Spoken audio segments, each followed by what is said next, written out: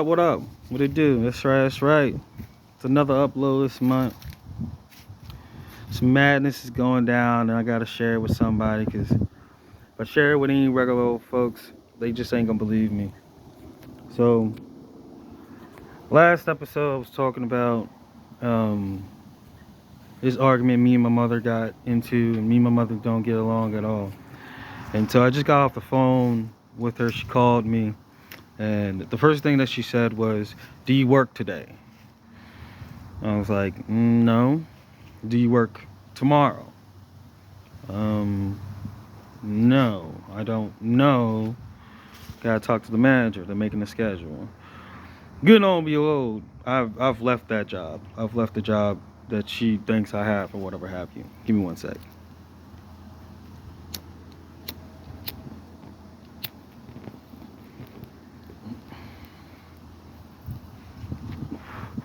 So right out the gate, she's like, "Well, what are you going to do? Because you need to be in a mental institution. You need to be in Brookline or something like that, because of whatever have you." And I was like, "Excuse me, ma'am, you tried to jump in someone else's car and said I was hurting you when I was 6 feet away from you with your keys in the hand, with your keys in my hand, because you could barely even get into the car." Like, she was struggling mad hard to get in the car. And I was just like, "Just let me hold your keys so you can focus on getting in the car." But no, that turned into me being a villain. And then she wanted to go and say, "Well, you were yelling at me to go to Pee Wee's house. You were yelling at me to go to Gail's house." And I was just like, "Yeah, because your ass is running in the middle of the street. Well, why was you holding me? You was hurting me." I was like, "Shirley, I wasn't hurting you. I had my arm wrapped around yours trying to guide you back into the house because you're making a scene. You're majorly delusional right now." "Oh, I'm not delusional. You're the crazy one. You're the one with the mental issues. You told me, you said things that you don't remember." And I'm just like, "Shirley, no, that's not one of those cases. If it was one of those cases, I would have said something. I would have done something about it. I would have got myself checked in. I've done it before. Why would I not do it now? It's not one of these cases.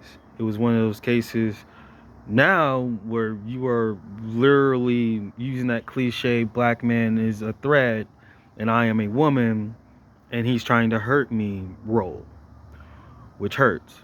But we continue on, and I basically told her after that, I was like, "Wow, that's really sick that you would try to weaponize and gaslight my mental health and my mental issues just to negate yours or refrain from people seeing yours."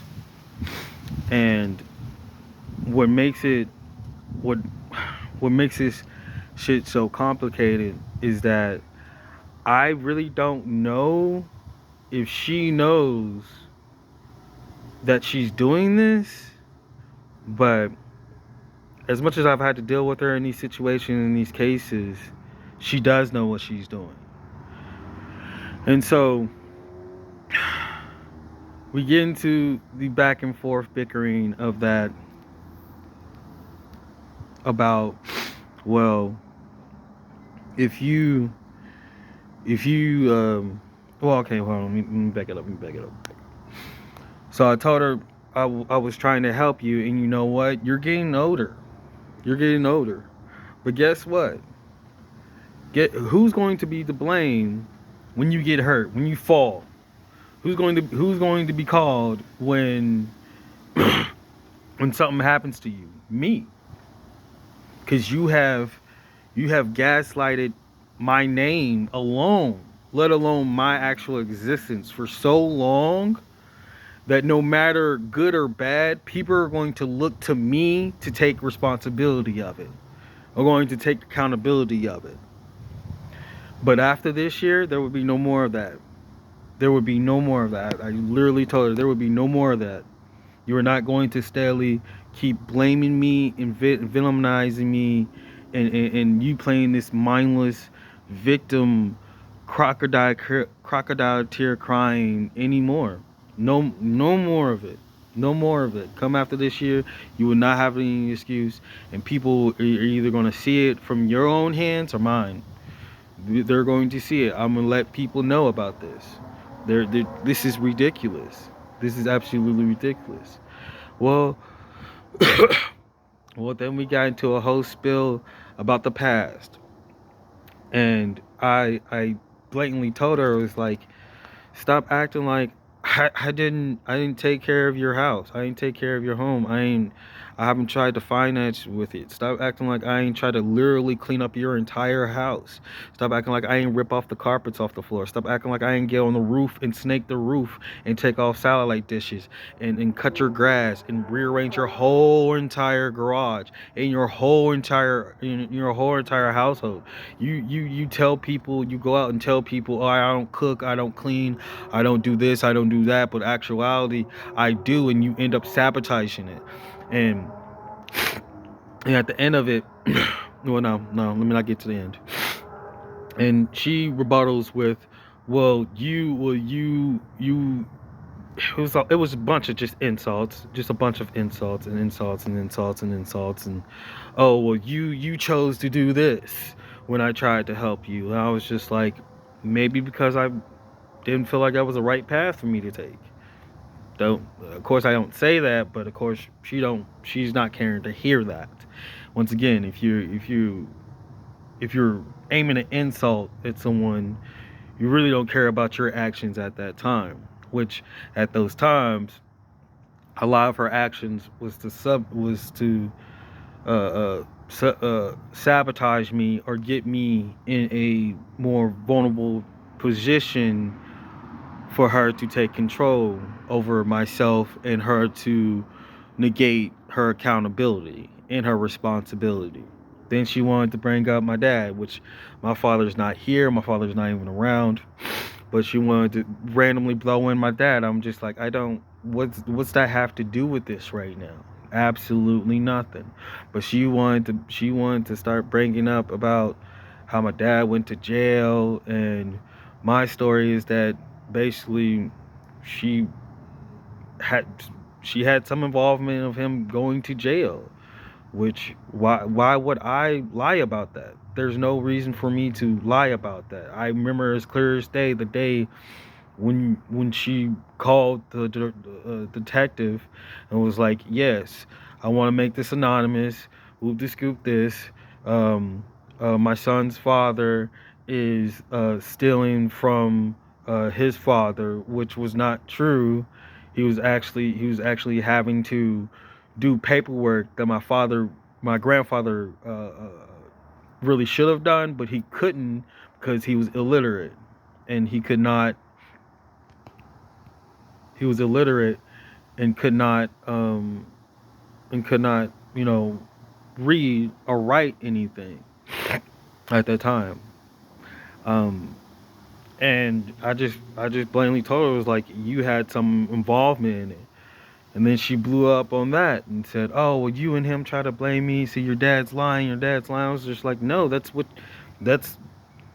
I remembered. That is the clearest day as I remember. Why would I not remember something as traumatic as an experience of that? And then she had the nerve to tell me, well, let me tell you about your life. I was just like, how do you really think you're able to tell me about my life when you hardly ever take accountability for any of your actions? Like, this is not about cleaning the house. This is not about financing your house. This is not about doing this and doing that. This is about you having control. This is about you gaslighting and being still a scornful, spiteful person. That's all that this is about. Oh, your father never tried to take you to school. I was like, no. When I lived with him, I went to school every single day. I went to school every single day. It wasn't until you and I brought this up to her. I was like, you kidnapped me from my own grandfather's house. and kept me, and then wouldn't take me to school. But she fails to mention that to anybody else. She fails to mention that to other people. She just says, oh, he refused to go to school, he refused to get up. Why would I lie about this? That's why I don't understand. Like, people will hear her story and then hear my story and just flat out believe her with nothing, with no hesitation, just up and just believe her. And don't cry. Don't cry. There ain't no point of fucking crying. Because no one fucking cares. Why would I lie about this stuff? You know? And she goes on to say, well, your father, he was a drunkie and stuff like that. I just started laughing. I was just like, just wow, just nothing but insults and shame and insults and shame and insults and shame. And like, none of this has to do with any of this. Nothing at all. And it's going to be a sad day in heaven when, you know, you're old and people are going to look at me and be like, well, why aren't you taking care of your mother? I'm like, no, for reasons of this, for reasons like this. But no, for the tangent. So she goes on to talk about my father. And I'm just like, this is, you know, you had some involvement with that where with the scoop. She blows up and talks about how, you know, oh, you try to blame, and I try to help you. I try to help you. I was like, Shirley, the only reason why you help is to have control, right? The only reason why you steadily bring me back into your home is to see if I can be your psychological punching bag. Seriously. And I stressed that in the conversation. I was just like, you can't turn around and villainize me then and play the victim, but then turn around have me come back into your home if I'm the villain. If I'm doing all these nasty, horrible, disgusting things to you, why do you bring me back in?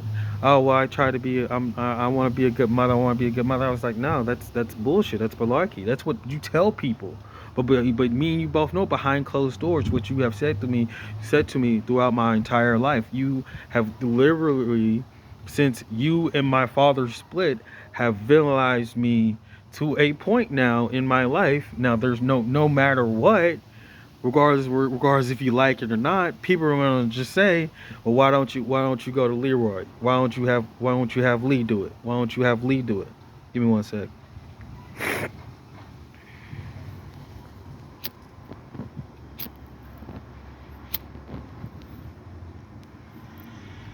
Why don't you have Lee do it? And I was like, regardless if you like it or not, I'm stuck with you and you're stuck with me. Regardless if you like it or not. And she had brought up the dream thing, and I was just like, you're the one that told me I was clairvoyant. You were the one that told me I had premonitions. So if I shared them with the person that was telling me and raising me and telling me these things, why would I not go back and tell you? Why would I not?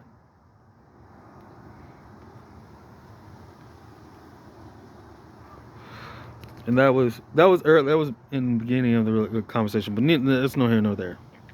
So she keeps going on and on about my father. I'm just like, this has nothing to do with him. That's old news. I'm just now turning 30. You're in your 60s. I can't live a life like this anymore. You're in the middle of the street hollering and yelling, talking about he hurting me, and you're at a stand crawl. You're literally taking baby steps, trying to skirt across the street. And I'm like 12, I'm like 12 feet away from you. You talking about he's hurting me.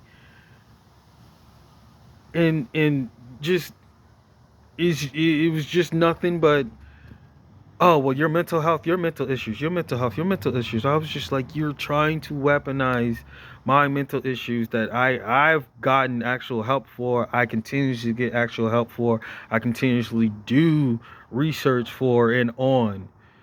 And I told her in the conversation, I was like, it's funny how you say these arrogant and ignorant things about my mental health, and have not and don't know what triggers it, what would transpire to do it, what would any of that issues, any of that.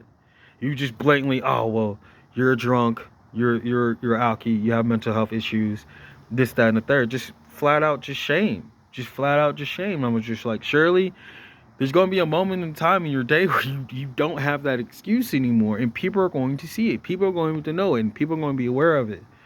And those days are now in a countdown form. Now, a countdown form.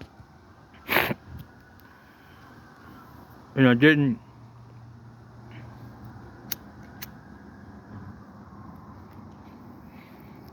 And that's why I'm smoking a cigarette. I'm just smoking a rolled cigarette.